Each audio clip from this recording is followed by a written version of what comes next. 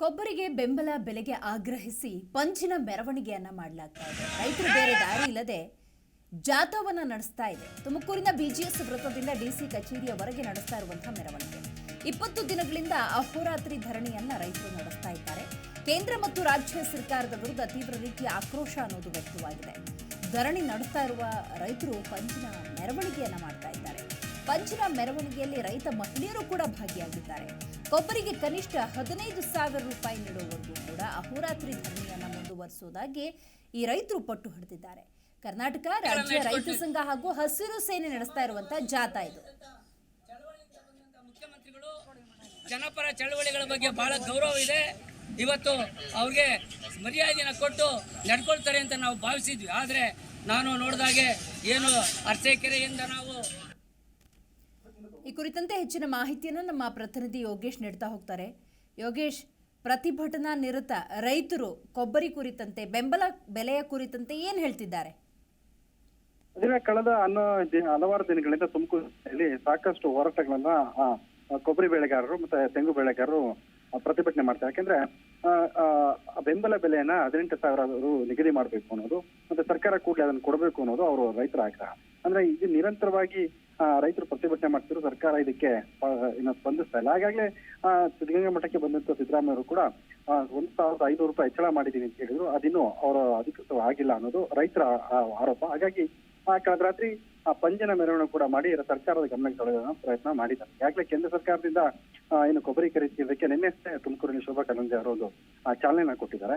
ಆ ಹಿನ್ನೆಲೆಯಲ್ಲಿ ಇವತ್ತು ಕೂಡ ರೈತರು ತಮ್ಮ ಏನು ಬೇಡಿಕೆ ಈಡೇರೋವರೆಗೂ ಪ್ರತಿಭಟನೆ ಹಿಂಪಡೆಯೋದಿಲ್ಲ ಅನ್ನೋ ಪಟ್ಟಿಡಿದು ಪ್ರತಿಭಟನೆ ನಡೆಸ್ತಾ ಇದ್ದಾರೆ. ಈಗ ಸರ್ಕಾರ ಸರಿಯಾದ ರೀತಿಯಲ್ಲಿ ಸ್ಪಂದನೆ ಕೊಡುವಂತ ಲಕ್ಷಣಗಳೇನಾದ್ರೂ ಬಂದಿದೆಯಾ? ಯಾರಾದ್ರೂ ಜನಪ್ರತಿನಿಧಿಗಳು ಈ ಪ್ರತಿಭಟನಾ ನಿರತರನ್ನ ಮಾತಾಡಿಸಿರೋದು, ಖಂಡಿತ ನಿಮ್ಮ ಬೇಡಿಕೆ ಏನೇ ಇದ್ದರೆ ಅದನ್ನ ಪರಿಗಣಿಸ್ತೀವಿ ಅಂತ ಏನಾದ್ರೂ ಹೇಳಿದ್ದೇನಾದ್ರೂ ಉದಾಹರಣೆ ಇದೆಯಾ? ಯಾಕಂತ ಹೇಳಿದ್ರೆ ಹಲವು ದಿವಸಗಳಿಂದ ನಡೀತಾ ಇರುವಂತಹ ಹೋರಾಟ ಇದು. ಈಗ 11 ದಿನ ದಾಟಿ 12 ದಿನಕ್ಕೆ ಇವತ್ತು ಪ್ರತಿಭಟನೆ ಪಾದಾರ್ಪಣೆ ಮಾಡ್ತಾ ಇದೆ. ಆದ್ರೆ ಅಧಿಕಾರಿಗಳು ಜಿಲ್ಲಾ ಮಟ್ಟದಲ್ಲಿ ಜಿಲ್ಲಾಧಿಕಾರಿಗಳು ರೈತರನ್ನ ಮನವೊಲಿಸುವ ಪ್ರಯತ್ನ ಮಾಡಿದ್ರು. ಅದು ಏನು ಅದು ಯಶಸ್ವಿ ಆಗಿಲ್ಲ. ಮತ್ತೆ ಪೊಲೀಸರನ್ನ ಬಲ ಪ್ರಯೋಗ ಮಾಡಿ ಅಲ್ಲಿಂದ ರೈತರನ್ನ ಒಕ್ಕಲಿಸುವ ಪ್ರಯತ್ನ ಕೂಡ ಅದು ಕೂಡ ಸಾಧ್ಯ ಆಗಿಲ್ಲ. ಆದ್ರೆ ಪಟ್ಟಿಡಿದು ರೈತರು ಪ್ರತಿಭಟನೆ ಮಾಡ್ತಾ ಇದ್ದಾರೆ.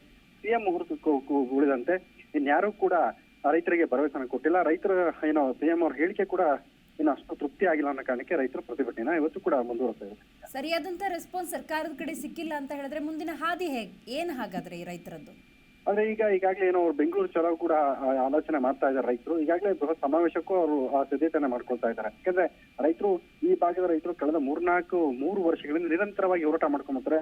ತಾಲೂಕು ಕೇಂದ್ರಗಳಲ್ಲಿ, ಹೋಬಳಿ ಕೇಂದ್ರದಲ್ಲಿ ಮತ್ತೆ ಹಂತವಾಗಿ ಪ್ರತಿಭಟನೆ ಮಾಡ್ಕೊಂಡ್ ಬಂದ್ರು. ಇವಾಗ ಜಿಲ್ಲಾ ಕೇಂದ್ರದಲ್ಲಿ ಕೂಡ ಒಂದು ಪ್ರತಿಭಟನೆ ನಡೆಸ್ತಾ ಇದ್ರೆ 12 ದಿನಕ್ಕೆ ಏನ್ ಕಾಲಿಟ್ಟಿದೆ. ಸರ್ಕಾರ ಕೂಡಲೇ ಅದನ್ನ ಈಗೇನ್ ಬಜೆಟ್ ಇದೆ, ಬಜೆಟ್ ಅಲ್ಲಾದ್ರೂ ಘೋಷಣೆ ಮಾಡ್ಲಿ ಅಂತ ಒತ್ತಾಯನ ಮಾಡ್ತಾ ಇದ್ದಾರೆ. ಅದು ಕೂಡ ಮಾಡಿಲ್ಲ ಅಂದ್ರೆ ಅದಾದ ನಂತರ ಬೃಹತ್ ಒಂದು ಪ್ರತಿಭಟನೆ ಮಾಡೋದು ಕೂಡ ಸಜ್ಜಾಗ್ತದೆ ಅಂತ ಹೇಳ್ಬೋದು. ನಿಮ್ಮ ಜಿ ಕನ್ನಡ ನ್ಯೂಸ್ ಚಾನೆಲ್ ಈಗ Sun Direct number 292, U digital number 162, City Cable number 51, GTPL number 17, Abhishek cable number 821, Rockline telecommunication number 51, Shri Basaveshwara cable number 60, Vinayaka digital number 53 ನೆಟ್ವರ್ಕ್ಗಳಲ್ಲಿ ಲಭ್ಯ.